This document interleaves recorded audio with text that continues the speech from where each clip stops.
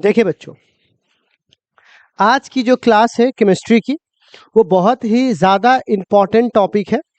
हालांकि हम लोगों ने अपनी जो तैयारी थी उसे कैसे कैसे किया था और हम लोग आज कहाँ पर है, वो सारी बातें मैं आपसे शेयर करूंगा। सबसे पहले हम लोग इस पीरियोडिक टेबल के बारे में जानने आए थे। ठीक, इसको जानने के लिए हमें कई सारे तिक्रम बेलना पड़ा। क्या क्या करना पड़ा, सबसे पहले मैं बता दूं। सबसे पहले हम लोगों ने कुछ क्लासिफिकेशन किए। ठीक है, क्या कह रहे हैं, पीरियोडिक टेबल क्यों पढ़ रहे हैं, एलिमेंट्स क्या है और कैसे कैसे उसे बांटना है। उसके बाद उसकी थोड़ी सी हम लोगों ने डेवलपमेंट पढ़ी कि पीरियोडिक टेबल की आखिर कैसे कैसे हिस्ट्री आई थी, कौन कौन से वैज्ञानिक आए थे, क्या हुए, तो सब हमने पढ़ा। फिर पढ़ा मॉडर्न पीरियोडिक टेबल, जो मोस्ले साहब ने पीरियोडिक टेबल बनाया था कि हम एटॉमिक नंबर को मानकर चीजों को करेंगे, वो बनाया। फिर हमने क्या पढ़ा, नोमेनक्लेचर। क्या पढ़ा बुआ, तो मैंने आपको 100 से लिखना चालू सिखाया, आपको कैसे लिखेंगे 100 के बाद, वो मैंने आपको सिखाया। फिर उसके बाद हमने पीरियोडिक ट्रेंड्स को समझाया, जो आज हम लोग करने वाले हैं। ठीक है ना, पीरियोडिक ट्रेंड्स। अब ये क्या ट्रेंड्स है, जैसे मैं समझाता हूं। ठीक है, सबसे पहली बात, आप आज की क्लास में जो हम लोग लास्ट क्लास में पढ़े थे उसमें थोड़ा पोर्शन पढ़े थे, पर भूल जाइए लास्ट क्लास को। हम आज टॉपिक स्टार्ट कर रहे हैं, समझिए। वो टॉपिक क्या है प्यारे बच्चों, जेड इफेक्टिव, या उसको क्या बोलेंगे, स्क्रीनिंग इफेक्ट। कौन सा स्क्रीन हुआ, अच्छा, स्क्रीनिंग का मतलब होता है किसी पर्दा से किसी चीज को झांप देना। जैसे हम किसी चीज के पीछे है लेकिन तुमने क्या लगा दिया, पर्दा लगा दिया, तो उसको क्या बोलते हैं, झांप देना। क्या कर देना वो उसको। तो अब एक बात बताइए, जेड इफेक्ट या स्क्रीनिंग इफेक्ट क्या होता है। बहुत सिंपल सी बात मैंने आपको समझाई थी कि एक प्लस प्लस आपस में क्या करता है, धक्का देता है। देता है कि नहीं देता है धक्का, जिसको रिपल्सन कहते हैं। ठीक, अच्छा, और माइनस माइनस भी क्या देता है, धक्का। लेकिन प्लस माइनस आपस में क्या लगाता है, आकर्षण, यानी अट्रैक्शन। बोलिए, इसमें कोई डाउट है क्या आपको, बोलिए। आपस में क्या लगाता है बउआ, अट्रैक्शन लगाता है। क्या लगाता है। अब इस दौरान हमें एक चीज सीखनी है, जब ये आपस में अट्रैक्शन लगा रहा है और यहां पर क्या लग रहा है, रिपल्सन, तो किसी भी एटम के अंदर मैं आपको बता दूं, जितनी संख्या में प्रोटॉन होते हैं उतनी ही संख्या में इलेक्ट्रॉन भी पाए जाते हैं। प्रोटॉन किसके बराबर है, इलेक्ट्रॉन को। ठीक, अगर मान लो कि किसी ऑक्सीजन का एटॉमिक नंबर 8 है, तो बताइए कितने प्रोटॉन और कितने इलेक्ट्रॉन होंगे। 8 उसके नाभिक में प्रोटॉन होंगे और 8 क्या होंगे, इलेक्ट्रॉन होंगे। इतना बात समझने में कोई डाउट आपको नहीं। अब एक बात बताइए, अगर मान लो इसके पास n प्रोटॉन होगा तो उतने ही इलेक्ट्रॉन होगा इसके पास। एक नंबर मान के चलते हैं, 10 प्रोटॉन है तो 10 क्या होगा, इलेक्ट्रॉन होगा कि नहीं होगा। 10 प्रोटॉन यहां बैठा हुआ है और 10 इलेक्ट्रॉन इस तरह से चारों तरफ फैला हुआ पर्दा की तरह से। ला तो 10 इलेक्ट्रॉन आपस में क्या होगा, फैला होगा, किसकी तरफ हुआ, पर्दा की तरफ। ठीक है,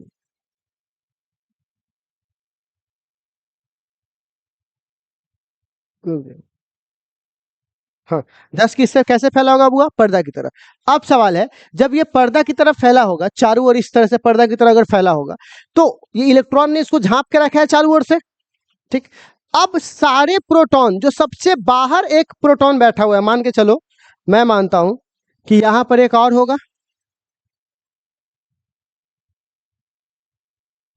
यहां पर एक और इस तरह से कक्षा होगी इसकी, होगी, और सबसे यहां पर एक क्या बैठा हुआ है बुआ, इलेक्ट्रॉन बैठा हुआ है। क्या बैठा हुआ है, इलेक्ट्रॉन। तो आप बताइए, 10 गो प्रोटॉन यहाँ पे चुपचाप बैठा हुआ है, लेकिन इसको अगर मैं छोड़ दूं तो अंदर क्या गो इलेक्ट्रॉन बचता है, 9 गो, और ये 10वां है। अब ये प्रोटॉन इसको अपनी ओर खींचना चाह रहा होगा, क्योंकि ये माइनस है और ये क्या है, कितनी पावर से इसे खींचना चाह रहा होगा, बोलिए बुआ। 10 के पावर से उसे क्या कर रहा होगा, खींच रहा होगा। लेकिन अब बताओ, धक्का देने वाला कितना है, 9। तो कौन मजबूत हुआ, जरा बताइए, कौन मजबूत हुआ, 10 वाला। तो फल स्वरूप क्या होगा, ये अंदर क्यों आना चाहेगा, आपस में आकर्षित बल लगाए रहेगा। अब यहां से एक सवाल मेरे मन में उत्पन्न होता है। क्या सवाल उत्पन्न होता है? ठीक है ना, 10 प्रोटॉन ने मिलकर उस इलेक्ट्रॉन पे लगाया अट्रैक्शन फोर्स, क्या लगाया होगा? और उस 9 इलेक्ट्रॉन ने मिलकर उसको धक्का दिया होगा, तो इसको क्या लगाया गया होगा?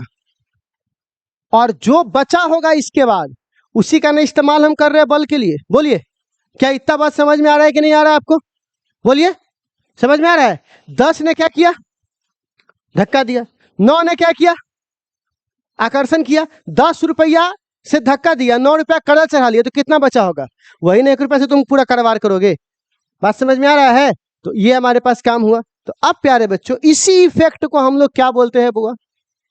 Jet effect. ठीक, देखो बोलते हैं ना, the combined effect of the कौन सा फोर्स और कौन सा पल्स एक्टिंग कर रहा है, लग रहा है किस पर?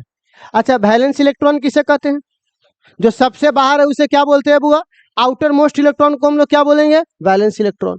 अच्छा, एक्सपीरियंस कौन, एक बात बताइए, अच्छा एक बात बताइए, वैलेंस इलेक्ट्रॉन कौन सा फोर्स रिपल्सिव कमजोर है ना? अब देखो ना, कौन सा फोर्स मजबूत था इसमें? देखो तो, अट्रैक्शन मजबूत था, रिपल्सन क्यों कमजोर था? क्योंकि 10 को में से 1 निकल लिया। ठीक, तो लेस क्या है? अट्रैक्शन किसका? न्यूक्लियस का। यही क्या कहलाएगा बुआ? शील्डिंग, या क्या कहलाएगा? Screening effect. कोई दिक्कत? तो इसी को हम लोग कौन सा इफेक्ट बोलते हैं? Z effect. बराबर। जेड क्या है? प्रोटॉन की संख्या। किसका किसका संख्या बुआ? अच्छा, सिग्मा को क्या बोलेंगे? बोलना भाई, किसका? इलेक्ट्रॉन। ये धक्का देने, ये खींचने वाला, ये धक्का देने वाला। मजबूत कौन? कमजोर कौन? जिससे जो बचेगा वही क्या कहलाएगा बुआ? Z effect. क्या इतनी बात समझ में आया? इसीलिए कहा जाता है हम लोग इसको जेड को क्या बोलते हैं, और नंबर ऑफ प्रोटॉन को ही क्या बोलते हैं? कल आप लोगों ने सॉल्व किया तो उसमें था ना। अच्छा, अब सिग्मा को क्या बोलते हैं? किसके द्वारा? बाहर वाला तो खुद लग ही रहा है, अंदर वाले के द्वारा। ठीक, अच्छा एक बात बताओ, अगर तुम स्कैनिंग इफेक्ट को देखना चाहते हो तो अगर नंबर ऑफ इनर इलेक्ट्रॉन बढ़ेगा तो ये सिग्मा बढ़ेगा कि नहीं बढ़ेगा? बोलो, अगर नंबर ऑफ अंदर का इलेक्ट्रॉन बढ़ेगा तो कौन मजबूत होगा? कि हमारा और दोस्त आ गया, आ दोस्त आ कौन कमजोर होगा? Z effect. अच्छा, higher than number of inner electrons greater shell will be the screening effect. क्या होगा बुआ? स्क्रीनिंग इफेक्ट क्या होगा बुआ? ज्यादा होगा। क्या इतना बात समझने में कोई दिक्कत है आपको? अब सवाल है इसका, अब ये तो एक थ्योरेटिकल पार्ट हो गया। अब सवाल है कैलकुलेशन ऑफ सिग्मा। सिग्मा का मतलब समझ रहे हो बुआ? Calculation of sigma. इस सिग्मा, अगर सोचिए, सोचो, सिग्मा कम, क्योंकि घटाना पड़ रहा है ना, और अगर सिग्मा ज्यादा, जेड कम, सिग्मा ज्यादा। बात समझ में आ रहा है? अब देखो सिग्मा की वैल्यू कैसे कैलकुलेट किया जाएगा। तो कुछ नंबर है जिसको आपको याद रखने होंगे इनऑर्गेनिक केमिस्ट्री में। ठीक है ना? क्या नंबर है? तो ये कहता है प्यारे बच्चों, अगर इलेक्ट्रॉन कौन से ऑर्बिट में है? NH सेल में है, तो आपको सिग्मा का मान फिक्स कर दिया है, कितना लेना है? 0.35। अगर आपको इलेक्ट्रॉन N जो भी आपका सेल है उससे एक पीछे है तो सिग्मा की वैल्यू कितनी लेनी पड़ेगी? 0.85। और अगर आपका इलेक्ट्रॉन एक पीछे, हाँ मतलब 2 पीछे, 3 पीछे, 4 पीछे, मतलब एक के बाद 2, 3, 4, यहां से कुछ ही पीछे होगा, तो यहां से आप सिग्मा की वैल्यू क्या लेंगे? 1। कोई दिक्कत? ये 3 बात क्या आपको याद रहेगा? सिग्मा में अगर N ऑर्बिट में है तो क्या लेना पड़ेगा, और अगर N-1 पीछे है तो, और अगर 2 पीछे है, 2 से अप टू जितना भी रहेगा सब में क्या लेना पड़ेगा? तो एक मैं इसका निकाल के दिखाऊं पहले, क्योंकि एक मैं जब निकालूंगा तो आपको आइडिया हो जाएगा, फिर मैं आपको दूंगा निकालने के लिए। मैंने यहाँ पर इलेक्ट्रॉनिक कॉन्फ़िगरेशन लिख दिया है, 1s1 याद है, 1s2, 2s2, 2p6, 3s2, 3p6, s पे 2, d पे 10, p पे 6, इस पे 2, यही ना होता है? कोई दिक्कत? अब ये मैंने आपको लिख दिया क्योंकि हमारा दिमाग अभी कहाँ पे होना चाहिए, इसको सीखने पे, ना कि इलेक्ट्रॉनिक कॉन्फ़िगरेशन याद करने पर। इसलिए मैंने इसको लिख दिया है, ताकि ये तो पहले पढ़ चुके हैं ना हम लोग, नहीं पढ़े इलेक्ट्रॉनिक कॉन्फ़िगरेशन, पढ़ चुके हैं, अभी बस उसका यूज करना है। तो आप हमको जरा बताइए तो प्यारे बच्चों, इसका तो आप बताइए सी ए कितना है 20, यहाँ पे एक एक्सेप्शन, सी ए कितना है 20, सी ए कितना है 20। तो आप जरा बताइएगा, मैं यहाँ से हटा दूँ इसको, आगे आप लोगों का आंसर, इसको हटा दो।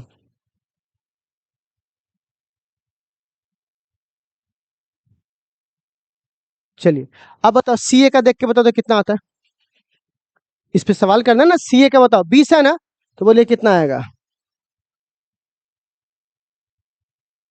बोलिए 1s2, फिर से बोलो 2s2, फिर बोलो है 2p6, फिर 3s2 और उतना पहुंच जाएगा 3p4, 6 × 4 10 × 2 12 × 6 18, और ना होगा, और क्या होगा 4s, कोई दिक्कत, तो मुझे वहां तक लेके जाने में कोई दिक्कत नहीं हुआ है। अब जरा बताओ क्या आ रहा है क्या यहाँ तक, ठीक है, अब जरा बताओगे, अब बताओ तो बुआ, इसका हमको निकालना है, तो n की वैल्यू इसमें से कौन है सबसे ज्यादा, n की वैल्यू 4, ये हमारा n हुआ। अच्छा ये क्या हुआ, ये बोलो n-1, अच्छा ये क्या हुआ, ये क्या हुआ,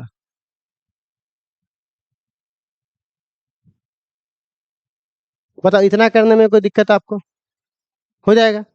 अब सबसे पहले एक बात बताओ, यहां पर क्या लिखेंगे n, और बताइए n पर कितने इलेक्ट्रॉन है, गलत, एक, ए को छोड़ना ना है, वो तो टेस्ट के लिए आता है, तो यहां पर कितना बचेगा बुआ 1, प्लस n-1, बताइए कितने इलेक्ट्रॉन्स है उस पर 8, प्लस कितने हैं 8, प्लस कितने हैं 2, क्या इतना कर सकते हैं हम लोग, बोलना। अब बताओ n की वैल्यू कितनी दी गई है क्वेश्चन में,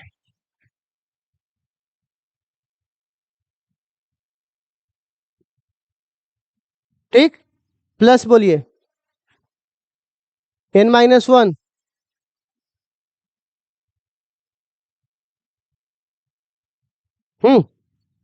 प्लस n-2, 1, कितना 8 है, प्लस 1। आप बताइए क्या आप इसको सॉल्व कर सकते हैं, बोलिए। इसी प्रकार आप हमको एल का निकाल के दिखा सकते हैं क्या, निकालिए तो,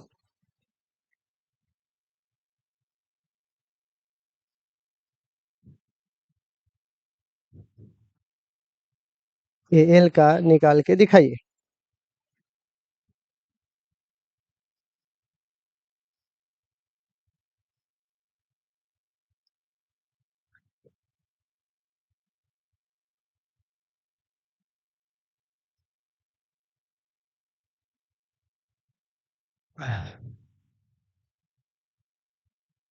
Slater rule, Slater Slater rule बनाइए। पहले क्या लिखना है बुआ हम लोगों को, इलेक्ट्रॉनिक कॉन्फ़िगरेशन क्या लिखना है, अच्छा हाईएस्ट नंबर को n मानते हुए कहाँ चले जाना है पीछे,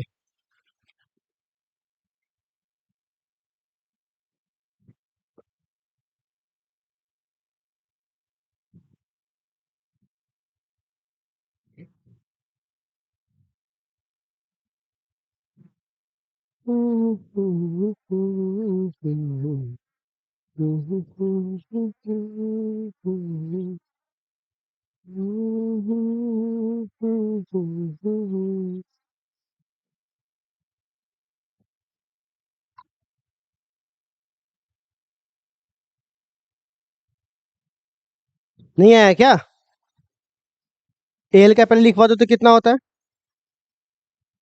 1s2, और लिखवाओ 2s2, 2p6, 3s2, 3p1, 12 1 13 हो जाएगा।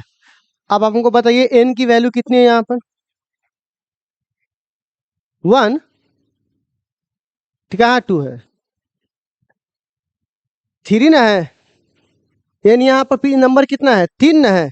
हम इलेक्ट्रॉन की संख्या थोड़ी ना पूछ रहे हैं, हम n की वैल्यू पूछ रहे हैं। तो n की वैल्यू कितनी है? 3। ये कितना है? एक कम है, तो इसे क्या बोलेंगे? इसको क्या बोलेंगे? 2 कम है। देखो ऐसा बन रहा है कि नहीं बन रहा है? जो आगे नंबर दिया हुआ है बन रहा है। अब बताओ n, अब बताओ n पर कितना इलेक्ट्रॉन है आपके पास?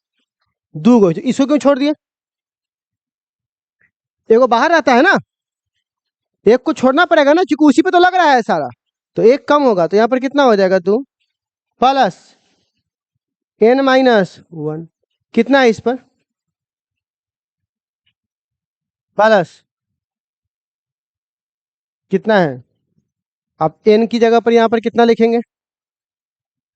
0.35 गुने 2 प्लस 0.85 गुने 8 प्लस 1 गुने 2। बोलिए, क्या आप कैलकुलेट कर सकते हैं इसको? बोलिए, कोई दिक्कत है क्या? क्या आपको ये समझ आ रहा है मैं क्या कर रहा हूँ इसके पीछे? कोई दिक्कत इसमें आपको बुआ? तो अगर मैं इस तरह के, हटाओ इसको, तो अगर मैं इस तरह के आपको ये सारे सवाल दूंगा तो आप घर से बना के ले आएंगे?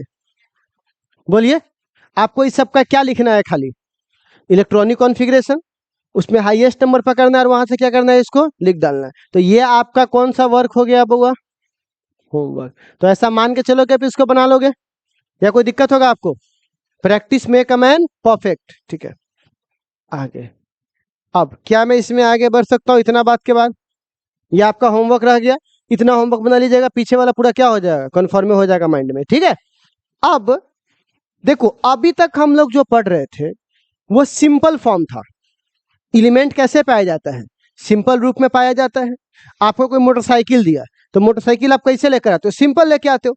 लेकिन कई लोग उसी मोटरसाइकिल में झालर लगा लेता है, सीट लगा लेगा, कार की तरफ बगल में रखने वाला बना लेगा, है ना, उसके ऊपर ऐसे चदरा लगा लेगा, उसी गाड़ी के पीछे ठेला बना लेता है, उसको गाड़ी लगा करके। तो गाड़ी रियल में तो वैसा नहीं था। तुमने रियल वाला तुमने पढ़ लिया, सिंपल वाला। लेकिन अब हम क्या करते हैं? आयंस बनाते हैं। क्या बनाते हैं बुआ? कहिएगा आयंस क्या होता है? तो किसी 10 गो इलेक्ट्रॉन है, एगो इलेक्ट्रॉन निकाल लीजिए या एगो इलेक्ट्रॉन डाल दीजिए, तो वो क्या बन जाएगा? आयंस। निकाल लीजिएगा तो पॉजिटिव आयन, क्योंकि इलेक्ट्रॉन लेके भाग गया तुम, और डाल दोगे तो, है ना। तो अब यहां पर समझिएगा, यहाँ पे अब मैं बात कर रहा हूं किसकी बुआ? आइसो। आइसो का मतलब होता है एक जैसा। आइसो मतलब एक जैसा। कौन एक जैसा है? क्या है बउआ? अब मैं समझाता हूं कैसे। सबसे पहले हमको एक बात बताइए, कार्बन, कार्बन का एटॉमिक नंबर 6 है। इसका मतलब तुम क्या समझे? 6 इलेक्ट्रॉन, 6 प्रोटॉन। कोई दिक्कत? कार्बन के बाद कौन आता है? नाइट्रोजन। बोल ना भाई, कार्बन के बाद कौन आता है? तो हम सब जानते हैं, नाइट्रोजन के पास क्या गो होगा? 7 गो प्रोटॉन, 7 गो इलेक्ट्रॉन, 7 गो इलेक्ट्रॉन। आप हमको बता सकते हैं क्या, क्या नाइट्रोजन इलेक्ट्रॉन के साथ बराबर है क्या? बिल्कुल नहीं है, क्योंकि यहां पर क्या गो है और यहां पर क्या गो है। लेकिन अगर क्या होगा, मैं यहां पर n प्लस कर दूं।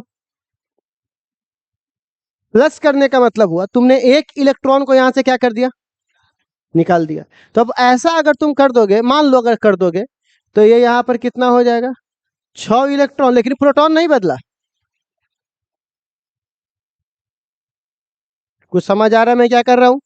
मैंने सिर्फ क्या किया? एक इलेक्ट्रॉन को निकाल लिया। अब बताइए, अगर मैं सिर्फ इलेक्ट्रॉन की तुलना में बात करूं, तो ये और ये आपस में बराबर है कि नहीं? ये सो बताइए। ये तो नहीं होगा। ये क्यों बराबर है? क्या बात है, क्योंकि किसकी बात है? हमने क्या कर दिया? इलेक्ट्रॉन बराबर कर दिया। इस तरह मैं बाकी को भी कर सकता हूं कि नहीं कर सकता हूं? हो ना। मान के चलिए ऑक्सीजन होता 8, बराबर हो गया कि नहीं हो गया? क्योंकि मैं इसमें सब में नंबर ऑफ इलेक्ट्रॉन क्या है, नंबर ऑफ इलेक्ट्रॉन क्या है बउआ, इसी को हम लोग क्या बोलते हैं, आइसो इलेक्ट्रॉन। क्या इतना बात समझ में आया आप लोगों को, बोलिए कोई दिक्कत। चलो तो इलेक्ट्रॉन आइसो इलेक्ट्रॉनिक बन गया। अब किसका निकालना है, ये सेम आयंस का। तो चलो अब थोड़ा कॉन्सेप्ट समझो मैं क्या समझा रहा हूं। बउआ प्लस था और माइनस है, और अंदर में भी माइनस बैठा हुआ है, ठीक। ये प्लस इसको क्या कर रहा है, खींच रहा है अपनी ओर, और ये क्या कर रहा है इसको, ठीक। खींचने वाला क्या है, और धक्का देने वाला, कैसे बराबर होगा।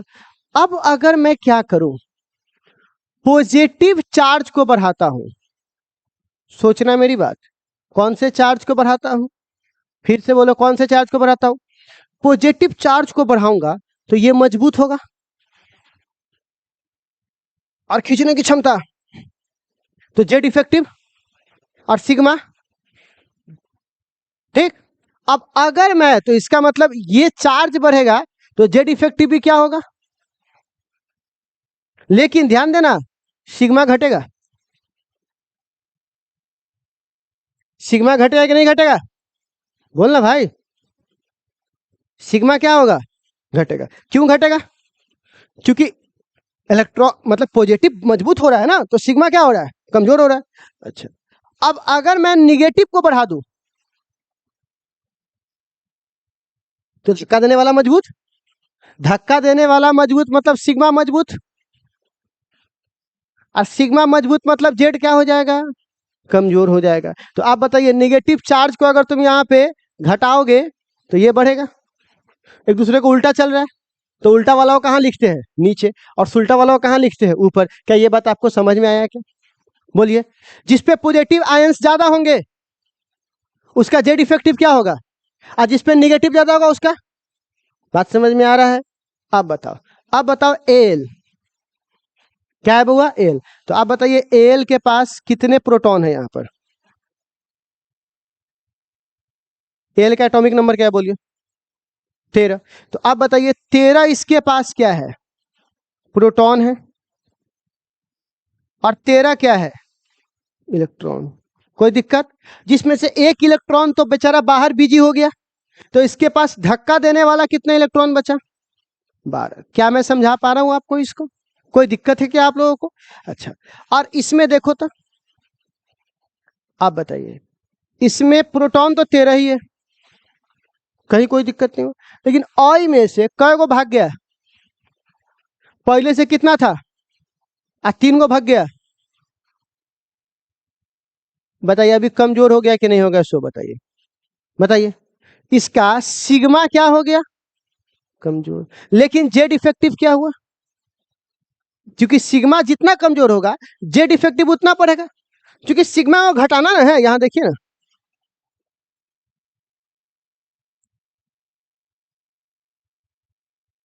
ये नंबर जितना छोटा होगा घटाव उतना छोटा होगा, और ये नंबर जितना बड़ा होगा घटाव उतना बड़ा होगा। सोचो ना भाई, क्या कोई दिक्कत है क्या, इतना पैसा हम किसी को देते हैं तो आप सपोज करके देखो कि अगर आप पैसा देने के दौरान अगर आप किसी का कर्जा 1 लाख रुपया 70,000 रुपये किसी को देना है तो माइनस हुआ, तो 70,000 जितना बढ़ेगा तुमको पैसा उतना कम मिलेगा, और 70,000 जितना कम होगा पैसा उतना ज्यादा, मतलब ये जितना कमेगा तुमको ये वैल्यू उतना ज्यादा मिलेगा। क्या बात समझ में आ रहा है, ठीक।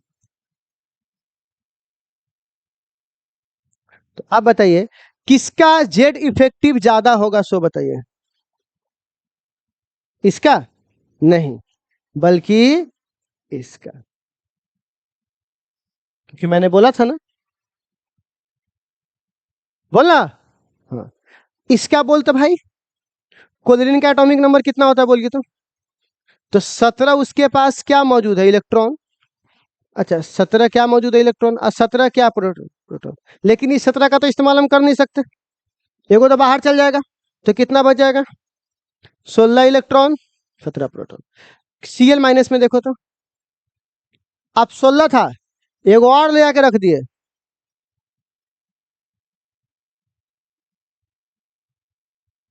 अब निगेटिव चार्ज बढ़ा दिया तुमने, तो अब तुम्हारा जेड इफेक्टिव क्या होगा, बढ़ेगा नहीं बल्कि क्या होगा, घटेगा। तो अब यहाँ पर कौन ज्यादा होगा बउआ, क्लोरीन ज्यादा होगा किससे, Cl माइनस से। समझा, 15 नहीं होगा भाई, माइनस का मतलब लाके रखना, बोला ना, ठीक है ना। तो यहाँ पर कितना था 16, और 16 पर रखा था कितना हो जाएगा 17, कोई दिक्कत। तो अब बताइए यहाँ पर कौन ज्यादा होगा, इससे क्या फॉर्मूला तुमको लगा, फॉर्मूला ये लगा कि किसी पर अगर पॉजिटिव है तो उसका जेड इफेक्टिव सबसे ज्यादा होगा, फिर अगर वो न्यूट्रल है तो ठीक रहेगा, और अगर वो ए माइनस होगा तो सबसे कम होगा। माइनस वाला किसकी ताकत बढ़ा देगा, सिग्मा का, और ये किसकी ताकत घटा देगा, सिग्मा का। तो आप समझे, सबसे ज्यादा किसका होगा, फिर किसका होगा, न्यूट्रल का, किसका होगा, न्यूट्रल का, फिर किसका होगा, माइनस का। इतना बात समझने में कोई दिक्कत, बोला।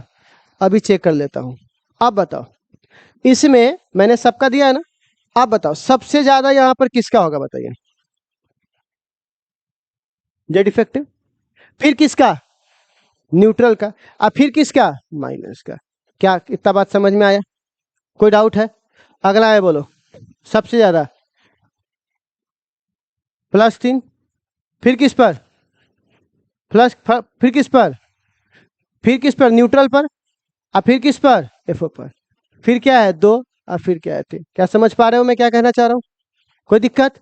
अच्छा इस पे देखो, इसे बताओ, ये +2 है, ये एक ही है, ये कुछ नहीं है, न्यूट्रल है, और ये माइनस में है, अरे 2 माइनस में है। बोलो अब फटाफट समझ में आ रहा है क्या हो रहा है, कोई दिक्कत। अब बताओ इस पे बताओ कौन ज्यादा होगा, -3 कैसे ज्यादा होगा, माइनस जितना ज्यादा होगा तुम्हारी वैल्यू उतनी कमेगी ना। अभी तो बोले पॉजिटिव ज्यादा, न्यूट्रल फिर, और उससे कम, सबसे कम कौन था, निगेटिव वाला, तो कौन ज्यादा होगा, और इसमें, और यही प्लस रहता तो, समझ में आ रहा है क्या। ऐसे क्वेश्चंस रहेंगे तो आप बना दीजिएगा, बोलिए। तो हम एक क्वेश्चन से ये जेड इफेक्टिव समझ पाए क्या, बोलिए, क्या कोई डाउट किसी को, जेड इफेक्टिव कैसे निकाला जाता है समझा दिए ना आप लोगों को, कैसे निकाला जाता है बच्चे लोग, आयंस का समझ में आ गया ना, पॉजिटिव रहेगा तो सबसे ज्यादा, न्यूट्रल रहेगा तो नॉर्मल, और निगेटिव रहेगा तो सबसे, और पॉजिटिव निगेटिव पर क्यू कम होता है, इसका कॉन्सेप्ट मैंने भी जस्ट यहाँ दिया है, ठीक है। तो इसकी मदद से हम क्या निकाल लेंगे बउआ, जितना मैं इनऑर्गेनिक बोर्ड पे करा रहा हूं उतना ही कर, इससे ज्यादा नीट जेई तक आपको जाने की जरूरत नहीं है, सबसे टॉप लेवल का मैं आपको दे रहा हूं, ठीक है। और सबसे बड़ी बात यहां पर क्या है कि इसमें आपको इनऑर्गेनिक में जो आपके बोर्ड पर है बस वही, उस पर कोई न्यूमेरिकल तो कोई नहीं पूछता, बस जितना आपके बोर्ड पर है उतना ही आपको याद रखना है, ठीक है। इससे अधिक आपको जाने की जरूरत नहीं है, ये बहुत टॉप लेवल चल रहा है भाई, लहरिया कट मारने में क्या खटाखट मार के निकल जाता है, सबसे बेस्ट लेवल आपको चल रहा है, ठीक है। अब देखो ये हो गया, अब हम लोग आते हैं नेक्स्ट पर, अब आते हैं इससे क्या कंक्लूजन निकला, जेड इफेक्टिव का क्या कंक्लूजन निकला। तो अगर मैं आपको ये कहता कि तुम घर पे जाओ और 1 से लेकर के सारा का जेड इफेक्टिव निकाल के दिखाओ, तो तुम आराम से सिग्मा निकाल लेते सारा का, नहीं सिग्मा निकाल सकते थे क्या, सिग्मा अभी सिग्मा निकालने का तरीका बताया ना आपको, n गुने है ना वो उस, अगर तुम इसका जेड इफेक्टिव निकालोगे, किसका, पीरियड 1, फिर किसका, फिर किसका, फिर किसका, फिर किसका, फिर किसका, फिर किसका, 7। तो क्या देखा गया, यहाँ पे लिथियम है, तो लिथियम का जब निकाला गया प्यारे बच्चों, तो इसका मान कितना आया, ये कैलकुलेटेड प्रैक्टिकल मान है, कितना आया 0.3। फिर बेरिलियम का निकाला गया तो, बोरोन को निकाला गया तो, और कार्बन का निकाला गया तो 0.6। कुछ समझ में आ रहा है। अब क्या देखा गया, थोड़ा ध्यान से देखना, ठीक है ना। इधर भी जाओ 1.3, तो आप यहां से यहां गए, यहां से यहां गए, ठीक है, फिर यहां से यहां जाओ, फिर यहां से यहां जाओ, ठीक। आप इधर से इधर जाओ, इधर से इधर जाओ, इधर से इधर जाओ, इधर से, आप तो सब एक जैसन है, तो वही बात बार बार रिपीट होगा। तो पता है क्या देखा गया, ये देखा गया कि अगर आप किस में बउआ, पीरियड में, अगर आप लेफ्ट से कहां जाते हो, राइट, पीरियोडिक टेबल में पीरियड के अंदर, ग्रुप और पीरियड समझते हो ना, मैं ग्रुप की बात नहीं कर रहा हूँ, किसकी बात कर रहा हूँ, पीरियड में कहां से कहां जाओगे, लेफ्ट से राइट। तो आपको नहीं लग रहा है कि ये सब जो है वो 0.65 से बदल रहा है? घटा के देख लीजिए, इसको इसमें घटाइए, इसको इसमें घटाइए, कितना आ जाएगा बुआ? 0.65। घटा के देख लीजिए आप, दोनों में सेम घटेगा। किस फैक्टर से बदल रहा है? इससे ये पता चलता है कि अगर आप पीरियड में लेफ्ट से कहां जाएंगे, राइट, तो आप कितना संख्या को जोड़ते चले जाइए, 0.65। तो अगर सपोज कीजिए कोई आदमी सिर्फ एक नंबर याद रख ले, कौन सा वाला, और इससे वो चाहेगा तो वहां तक नहीं पहुंच जाएगा, जोड़ते जोड़ते पीरियोडिक टेबल में 1 2 3 4 5 करते करते वो बोलेगा नहीं हमको कार्बन का निकाल के दो, अच्छा लिथियम के बाद बेरिलियम, बेरिलियम के बाद बोरोन, बोरोन के बाद कार्बन, तो अच्छा 3 कर लेंगे, कार्बन के बाद बोलता नाइट्रोजन का था, तो एक और जोड़ देते। समझ में आ रहा है? तो इस फैक्टर के साथ लेफ्ट से राइट जाने पे बदल रहा है। तो क्या मैं इस बात को यहाँ पे कह सकता हूं, in period going left to right Z effective increases by कितना, 0.65। अब यहां पे थोड़ा सा एक गड़बड़ है। अब देखो, अब मैं क्या कर रहा हूं, ध्यान से सुनना, दिस इज द ग्रुप। आप ग्रुप में देखो, ये है एल आई, एल आई कितना है? अब अगर 1.3 से तुम किस में आए, आप ग्रुप नॉट पीरियड, पीरियड ऐसे बढ़ता है और ग्रुप कैसे बढ़ता है, नीचे। तो अगर हम ग्रुप में आ रहे हैं 1.3 से कितना, 2.2 से 2. तो सिर्फ इस वाले में ये 2 स्टेप तक, पीरियड 2 और पीरियड 3, पीरियड 2 पीरियड 3, क्योंकि 3 के बाद जब चौथा पर आओगे ना तो चौथा से बराबर होने लगता है। और क्यों बराबर होता है ये कहानी मैं बाद में बताऊंगा आगे, क्योंकि उस पर भी जाने की जरूरत नहीं, उसके लिए मैं अगला एपिसोड रखता हूं। पहले आपको इतना समझ में आ रहा है कि हम किस पीरियड की बात कर रहे हैं। तो 2 3 में, 2 3 वाले पीरियड में जब तुम ग्रुप में नीचे आओगे तो इतना से इतना आया, इतना से इतना आया, इतना से इतना आया, तो ये किस फैक्टर के साथ बदल रहा है, तो ये बदल रहा है 0.90। आप देख लो यहां पर, विश्वास हो, इसमें जोड़ होता 2.6 में कितना जोड़ोगे, 0.90, तो कितना पहुंच जाएगा, 3.5 करके देख लीजिए, आएगा। इसको भी जोड़ोगे तो, इसको भी जोड़ोगे तो, इतना बात समझ में आ रहा है? ये सब क्वेश्चन एकदम छुच्छे ऑब्जेक्टिव से है, ठीक है। तो आप बताइए, क्या मैं इस बात को यहां लिख सकता था, ग्रुप कौन सा हुआ, सेकेंड, और ग्रुप कौन सा, थर्ड। पीरियड में अगर जेड इफेक्टिव देखिएगा तो कहां से कहां बढ़ रहा है, इंक्रीजेस बढ़ रहा है। लेकिन आप जब इसके नीचे आ रहे हो तो क्या दिखाई दे रहा है, पीरियड 3 के नीचे जो भी है सब कांस्टेंट है कि नहीं, सब क्या है बउआ, मतलब 3 के बाद जितना भी है सबके सब क्या है। अब आपके लिए आसान होगा कि नहीं होगा याद करना, सब है पूरा पीरियोडिक टेबल का जेड इफेक्टिव, एक का याद कितना कर लीजिएगा, बस इधर बढ़ेंगे तो नीचे ज्यादा बढ़ने की जरूरत, दूसरे पे तो काम में खत्म हो जा रहा है, दूसरे से कहां पहुंचोगे, कितना जोड़ दोगे, और उसके बाद सबके सब क्या हो जाएगा, कॉन्स्टेंट। बताइए आसान है कि नहीं? पूरा पीरियोडिक टेबल का जेड इफेक्टिव इजी से याद हो जाएगा कि नहीं हो जाएगा? खाली किस फैक्टर को याद रखना है एक बार, 0.95। तो आप बताइए, यही बात यहाँ पे कर रहा है, जबकि तीसरे पीरियड से क्या ऑनवर्ड, मतलब आप जाते जाओगे तो जेड इफेक्टिव क्या शो करता है, कांस्टेंट, मतलब बदलने वाला। क्या इतना बात आपको समझने में कोई दिक्कत, बोलना। अच्छा, अब सवाल है, अब तुम क्या देख रहे होंगे, मैं इसमें बदलवा देता हूं, ठीक है ना। जब तुम पीरियोडिक टेबल में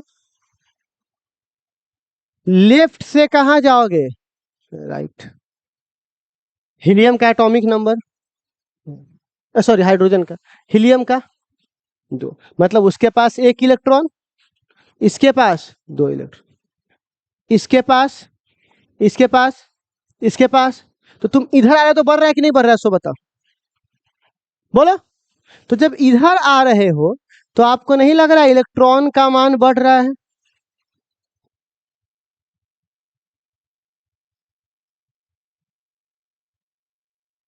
और इलेक्ट्रॉन बढ़ रहा है मतलब सिग्मा,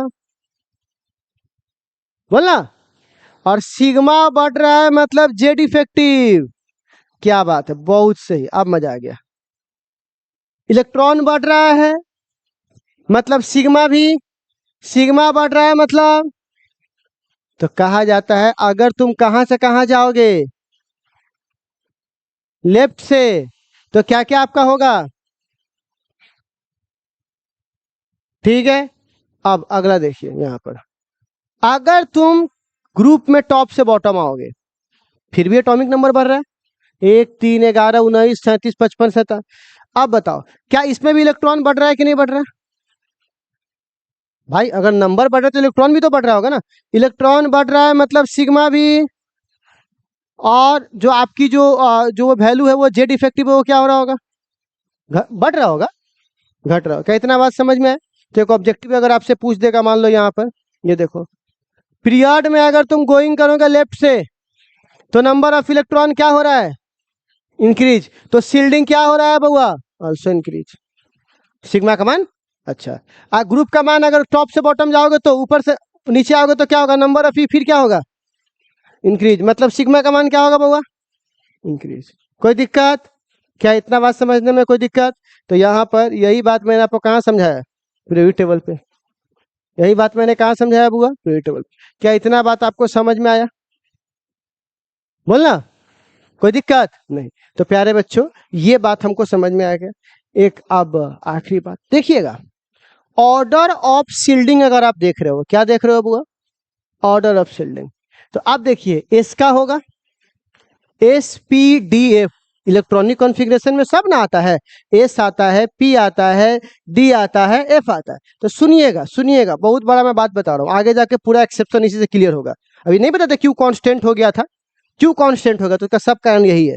होता क्या है, एन और पी जो सबसेल होता है उसमें इलेक्ट्रॉन का बंटवारा कम होता है, क्या होता है बुआ, कम, और ये ज्यादा अच्छा शील्डिंग प्रोड्यूस करता है, किसके तुलना में, इसके तुलना में। क्यों?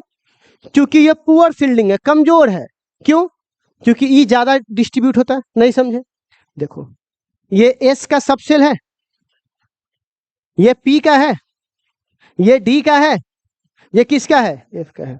अब बताओ कोई आदमी चाय लाया और चाय को एक गिलास में रखा हुआ है तो उसका डिस्ट्रीब्यूशन कम होगा, लेकिन उसी को 2 में बांट देगा तो डिस्ट्रीब्यूशन कम ना जाएगा, उसका कमजोर हो जाएगा वो। अच्छा, अब उसी में से 4 को दीजिएगा तो, और उतने को अगर 8 गिलास में रखिएगा तो, समझ रहे हो, पानी इतने है लेकिन इसको हम गिलास की संख्या, एस का शेप ऐसा होता है तो इसमें सब पानी एक साथ संगठित रहता है, लेकिन इसमें क्या कर दिए बउआ, अलग अलग संगठित कर दिया, और इसमें और तोड़ दिए। ये शेप होता है पता है ना, एस का शेप, पी का शेप, डी का शेप और एफ का शेप। तो बताइए सबसे ज्यादा बंटवारा किसमें हो रहा है, तो सबसे कमजोर कौन होगा, उसके बाद बंटवारा, फिर कमजोर कौन होगा। तो आपको नहीं लग रहा इसका पुअर मतलब सबसे खराब तरीके से आपस में शील्डिंग होगा ये, बोलना। अच्छा, और सबसे अच्छा किसमें होगा, तो ये ज्यादा मजबूत होगा शील्डिंग में, किसके तुलना में, क्योंकि इसमें इलेक्ट्रॉन क्या होता है और इसमें इलेक्ट्रॉन क्या होता है। यही क्वेश्चन तो नीट वगैरह सब में आते रहता है कि एस का शील्डिंग एफ के तुलना में ज्यादा मजबूत है, और रीजन बताइए, 4 रीजन दे देगा आपको, तो क्या बोलिएगा, डिस्ट्रीब्यूशन ऑफ ई, एस में लेस होता है और एफ में क्या होता है, ज्यादा। फिर बोल देगा कि एस ज्यादा अच्छा है किससे, डी से, कारण क्या है, नंबर ऑफ इलेक्ट्रॉन, ऑर्बिटल का शेप, तो क्या बोलेंगे, ऑर्बिटल का शेप। बात समझ में आ रहा है? क्या इतना बात मैं आपको समझा पाया, कोई दिक्कत इसमें? तो मैं एक बार शुरू से स्टार्ट कर दूं, क्या हुआ था, आज की कहानी लेक्चर यहीं पे खत्म हो जाती है, लेकिन हम लोगों ने किया क्या आज। तो सबसे पहले ये पहले भी पढ़ चुके थे जेड इफेक्टिव, वापस इसको समझे एक बार, ठीक, कि हाँ कौन ज्यादा मजबूत होगा, कौन ज्यादा कमजोर होगा। इसके बाद हमने क्या पढ़ा, शील्डिंग, ये जितना मजबूत होगा जेड इफेक्टिव उतना, और ये जितना कमजोर होगा ये उतना। इसकी बात किससे डिसाइड होती है, इलेक्ट्रॉन्स। कौन सा रूम, स्लेटर रूल पर है, क्या निकालने के लिए बउआ, सिग्मा निकालने के लिए। तो अगर n रहेगा तो 0.35, n-1 रहेगा तो इतना, और n-2 से रहेगा तो इतना। इस पे हम लोगों ने कुछ क्वेश्चन देखे, इस क्वेश्चन पे तुम्हें कुछ प्रैक्टिस के लिए दिए है, ये प्रैक्टिस करोगे ऑटोमेटिकली रूल क्या हो जाएगा, याद हो जाएगा। अच्छा, उसके बाद जेड इफेक्टिव पॉजिटिव चार्ज रहेगा तो बढ़ेगा, नेगेटिव रहेगा तो घटेगा, सबसे पावर पॉजिटिव वाला। फिर नॉर्मल, और फिर क्या है निगेटिव वाला, कोई दिक्कत नहीं। इस पे कुछ क्वेश्चन थे तो मैंने आपको बता दिया। फिर हमने देखा कंक्लूजन क्या निकला जेड इफेक्टिव का। तो अगर आप पीरियड में आगे बढ़िएगा तो कितना फैक्टर से बढ़ेंगे, आप ग्रुप से नीचे बढ़ेंगे तो कितना फैक्टर से, लेकिन ऐसा सब में होने वाला सिर्फ कितने ग्रुप में, और उससे नीचे वाला सब क्या रहता है कांस्टेंट, कोई दिक्कत नहीं, ठीक है। इसके बाद अगर आप पीरियड में लेफ्ट से राइट जाइएगा तो जेड इफेक्टिव क्या होता है इंक्रीज, कितना से इंक्रीज होता है, और इसमें हो जाइएगा टॉप से बॉटम तो अच्छा, उसके बाद थर्ड पीरियड के बाद क्या मिलेगा, अच्छा लेफ्ट से राइट जाओगे तो इलेक्ट्रॉन क्या होगा, तो यहाँ बताइए सिग्मा भी क्या होगा, टॉप से बॉटम जाओगे फिर भी क्या होगा, ये भी क्या होगा। सबसे अच्छा किस में होता है सील्डिंग, सबसे अच्छा सील्डिंग किस में होता है बउआ, फिर किस में, फिर किस में, फिर किस में, कारण क्या है, ऑर्बिटल का शेप, सबसे सबसे कम डिस्ट्रीब्यूशन किस में होगा। उसके बाद उसके बाद उसके बाद क्या इतना तक समझने में कोई दिक्कत, खत्म, ठीक। तो आज के लिए कहानी में बस इतना ही है।